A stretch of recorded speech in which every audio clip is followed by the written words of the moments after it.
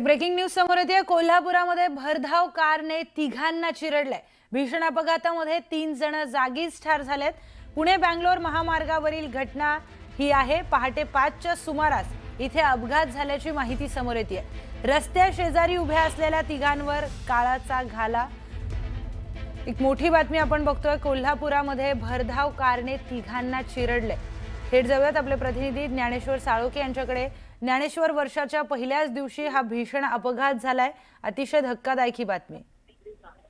प्रियांका, गांधीनगर या परिसरातल्या तावडे हॉटेल या ठिकाणी हे तिघजण आहेत ते शेकोटी करून उभे होते। सध्या थंडीचे दिवस आहेत त्यामुळे रस्त्याकडेलाच आहेत त्यांनी शेकोटी पेटवून त्या ठिकाणी ते शेकोटी घेत होते। मात्र त्याचवेळी पुणे बेंगलोर महामार्गावरून भरधाव वेगाने कार आली। इनोवा कार आहे ती MH02 पासिंगची ही कार होती आणि या कारने या तिघांना हे ते जागीच उडवलं आणि त्यामुळे या अपघातात तिघांचा जागीच आहे ते मृत्यू झाला।